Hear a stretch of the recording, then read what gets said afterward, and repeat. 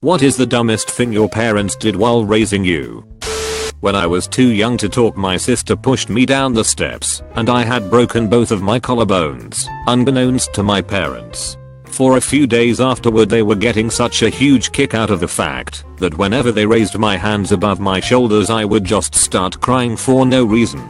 Yeah, I'm pretty happy I don't remember that. When I was 15 my mom found some NSFW pictures I had taken for my long distance boyfriend with the webcam and deleted. I forgot to empty the recycle bin and I discovered them recovered and saved into a folder made specifically for them. When I confronted my mother about it, she informed me that my stepfather had saved them and that if I wanted to act like a slut, I should expect to be treated like one. He was considerably younger than her by about 25 years, and he passed the pictures around to all of his friends. My mom would invite them over and basically offer me up for sex.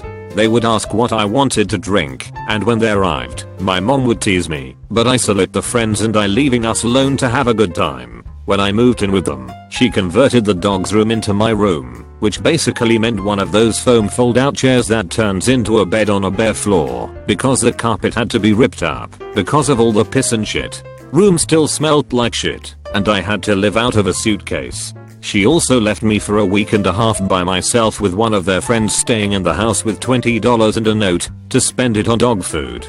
Oh yeah, and once when I had severe bronchitis I asked to go to the doctor. She said she couldn't afford it. I came back to the apartment later to find out she had gone with the neighbor to an amusement park. Thanks, Ma. This will probably be buried, but that was exceptionally cathartic. Thanks Reddit. I'm bilingual. Growing up I spoke both English and Khmer. My family would make fun of how I spoke Khmer and ridicule me. To this day I refuse to speak Khmer to my parents, but will speak it to anyone else. Now I make fun of their English. They never gave me a key to the house. Like explicitly made a point to never give me a key, and I had to be out of the house if they were gone. So there I am, parents gone, and I can't stay in my own house. Everyone I tell this to looks at me like I'm an alien. Some might consider this smart, but I don't. Whenever I had a female friend come over or talk over the phone they would make fun of me. Even though it was lighthearted, it made me avoid having close female friends. I have still never been in a relationship. I'm 22, and I only recently had my first kiss and lost my virginity at 21. I survived cancer as a child. In retrospect, this was hard on my parents. Not the fact that I survived it, the part where they had to watch their kid go through chemotherapy. One of the drugs I got was called methotrexate. Methotrexate has some neurological side effects, particularly in children, and, in my case, it did some damage to the language centers of my brain. But my folks were too proud or too happy to put my treatment behind them to think much about that. When I was in high school I took Latin, and it was impossible for me. In hindsight I should have seen this coming. I was an exceptional student at everything, except spelling where I was a hopeless disaster. But, unwilling to face the fact that their kid might have a learning difficulty, they insisted that my difficulties in Latin were to do with my not trying, being lazy, or not caring. They berated me, punished me for failure to succeed, and kept on me, day in, day out, even over breaks and vacations, for 3 years. I had already developed a sense of pride in my academic work. I was plenty broken up about my inability to handle Latin on my own. This led me to seriously question if I was who I thought I was, what my fitness was for higher education, and what I was doing with my life. And all that before my parents piled on when I needed them, more than anything, to support me. Eventually I managed to squeak through Latin with enough of a passing grade that college wasn't out of the question, though it did a number to my GPA and put it behind me, but the damage to my relationship with my parents was done. The people who should have been my strongest advocates and best allies had cast themselves as my antagonists, and particularly unsympathetic ones at that. At college I sought out the university's learning center which gave me a full workup, and, after a lengthy consult with a neuropsychologist, determined the extent and cause of my difficulties. The load off my chest, knowing that my struggle with language wasn't because of some character flaw of mine, or indicative of some greater intellectual failing, but rather an artifact of my cancer treatment, was enormous. but it also led me to understand that my parents could have done so much more to help me, that the signs had been there for anyone with a will to see, and that in their stubbornness, blindness, or pride they had sacrificed their relationship with me and nearly cost me my chance at higher education rather than admit that I might have learning issues. I'm a lot older now, married, professionally successful, and with 3 wonderful kids to boot. I have tried so very hard to forgive them, to let bygones be bygones, and realize that they surely didn't know the consequences of their refusal to consider testing me for learning issues. At the same time, I look at all that I have built, the wonderful family and amazing grandkids I gave them, and wonder how they can have thought any of that would have been worth risking for a higher grade in Latin. Pick your battles with your kids and decide how far you'll push them before you jump in. Took my brother and I out of school to homeschool us. I was in 6th grade, my brother in 5th. And then never actually schooled us. I'm now 21 with a 6th grade education and it bothers me immensely. People constantly tell me I should just go get my JED. They don't understand how much I need to catch up on. I'm pretty much hopeless when it comes to math. Whenever the subject is brought up to my mom, she gets really defensive and blames my brother and I for not showing enough interest in her lessons. Oh, you mean those 2 times you actually tried to have a study session? Ugh, don't get me started.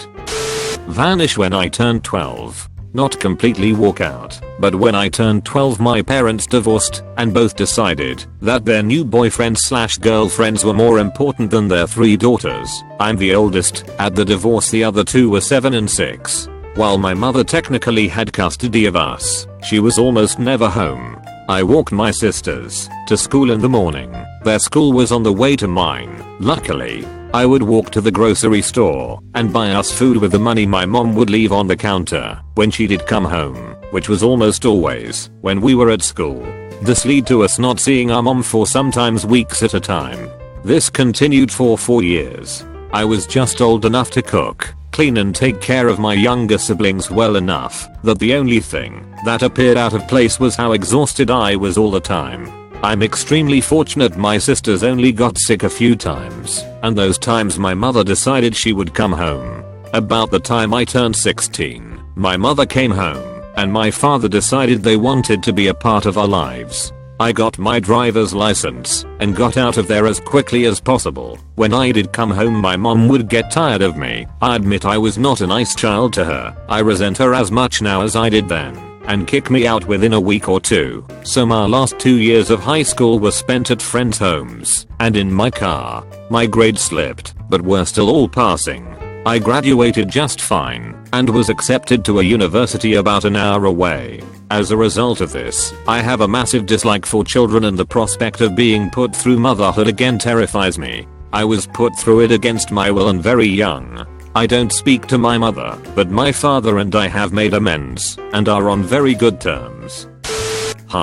Finally, my mom was absolutely bananas over dental health. Apparently all of her teeth rotted out of her head as a child. Rather than blame the fact that she didn't brush, she focused in on the lack of fluoride in the drinking water at the time and blamed that. When she had my brother and then me, she realized that we had well water and well water doesn't have fluoride in it. She went nuts trying to find a doc that would give us a script for fluoride. She finds one, and he says to give us 1 drop once a day. She determines that's now enough and forces us to take 7 drops each twice a day. My brother and especially me had a lot of mysterious ailments growing up.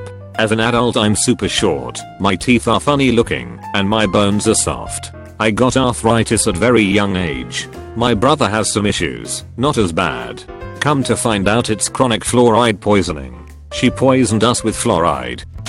Not the dumbest thing, but the first thing that comes to mind. When I was learning how to ride a bike my dad thought it would be a good idea if he tied a chain to the bike and ran alongside me. Not sure what he was hoping to accomplish because it offered zero support, but he did it anyways. The idiocy really wasn't that obvious until I finally got a handle over riding and started to speed down the sidewalk. My dad couldn't keep up, and as I kept going he fell behind. He never let go of the chain, so I got yanked off and smashed into the ground. It was just a bad idea, but we laugh at it now. Not letting me go to a different high school. After grade school I specifically asked to go to a different school that was better funded, closer, and had a great reputation. But my parents sent me to the ghetto ass school because my brother went there. Understandable. But high school was a terrible fucking experience. The school was literally falling apart. You would accidentally rip the railings off the walls in the stairwell. Ceiling tiles would fall on your head. Couldn't play basketball cause all the balls were flat. The place was condemned a year or two after I left. The football team was a giant gang. If you pissed off someone on the team you met them after school, the entire team surrounded you, and you let him beat the shit out of you. If you retaliated in any way, the entire team would stomp you the fuck out. A guy on the football team was beating up a gay kid in the hall. A teacher stepped in, and the player knocked him out. But he was a star player so got a 3-day suspension. Gay kid got 2 weeks for starting it by being gay, and, looking at him. As a gay kid in a school where the only 2 out people feared for their lives, it wasn't a great time. Fuck no, I wasn't out. 10th grade a bunch of my friends snapped and switched schools. Again, my parents wouldn't let me. When I saw my friends a few years later they talked about how the school had no cliques, archery classes and shit, and was basically the time of their lives. Not the worst thing, but I might have hated myself a little less. My older sister almost killed me. Several times. My parents were either blissfully ignorant of it or downplayed the seriousness. This was a good 30 to 35 years ago, so if it were to happen today, I'm pretty sure someone would have gotten child welfare services involved. It didn't help that both my parents came from deep south us backwoods families, so it wasn't uncommon for siblings to be rough and tumble. But my sister is 6 years older than me, so it took a long time for me to catch up in size. It wasn't that I didn't try to defend myself. I would hit her, and it wouldn't hurt enough to dissuade her. When I was an infant, she climbed into my crib specifically because she had chicken pox and my mother told her to stay away from me because it might kill me. It almost did. She burned me. She stabbed me. She shot me with a pellet gun. She scratched me. She slapped me. A lot. It was the burn and the stabbing that almost killed me. The burn was of the 2nd degree variety and got infected. The infection hospitalized me. Fortunately, the stabbing was just a flesh wound, but a few inches to my left, or up the chest, and we would have been talking about a pretty serious situation. On the plus side, I wasn't shareable at school. I might have been her personal punching bag, but I was her punching bag. Anyone who threatened me at school was going to get the full brunt of her 9-year homicidal wrath. When I was about 9 or 10 she smacked me for whatever reason, and when I hit her back, I knocked her down. I could see her thoughts on her stunned face. Holy shit. That actually hurt. It was the last time she laid a hand on me with malicious intent. We weren't connected through the rest of her teen years, and for many years after. I barely saw her throughout my high school and college years. Life kicked her in the ass a lot because of her choices. I don't feel sorry for her, and she eventually became a good person. We have a reasonable relationship and she's apologized a few times for how she treated me as a kid. She'll smile and say, but it toughened you up, right? I suppose if by toughened you mean physically and somewhat emotionally scarred, then sure. To this day, though, I can't understand how my parents could just let it go on. I've brought it up to my mom once or twice. She just shrugged and said that wasn't any worse than what my brothers did to each other. Taught me to be extremely frugal. I barely get to spend money on myself or friends, so when I do get the opportunity, call this my little revenge. I go all out. Hey, I just bought a book on Amazon. You want a coffee maker? Hey, I just bought myself a pack of condoms. You want a stripper? Hey, I just bought myself a pack of gum. You want some Jolly Ranchers? And whoop, there it is. I'm 23 now, and I moved back to my parents' house for a year before going off to law school. My parents don't let me lock my bedroom door for any reason. Sometimes I close the door to change my clothes, and after a few seconds my mom would come running down the hall and yell, "Why is your door closed? I need to move out." Like now. I haven't jerked off in my own room for more than a week. I can't even lock the door at night because they always check in on me before going to bed. My dad told me don't stress so hard about school. Your sister is the smart one. You're the pretty one. both of them either not noticing or ignoring I suffered from an eating disorder in my teenage years, which was a manifestation of generalized anxiety disorder. My father is a psychologist and my mother struggles with bipolar. Whoosh. Only got help once I moved out. Yeah, my sister is a doctor, but she hates it and is going into academics, and I'm getting a law degree. I love them, but that's mean shit to say to both of us. My parents didn't think I would be able to handle Bambi's mother's death when I was younger, so they recorded it to another VHS with that section edited out. The eventual confusion and feeling of deception was far more shocking. I didn't know Bambi's mother died until I was 22 and had a playful drunken argument enforcing the theory that she didn't. They thought I had lost my goddamn mind. My father truly believed that the different colored notes that students took home with them in primary school were some kind of substitute for grades.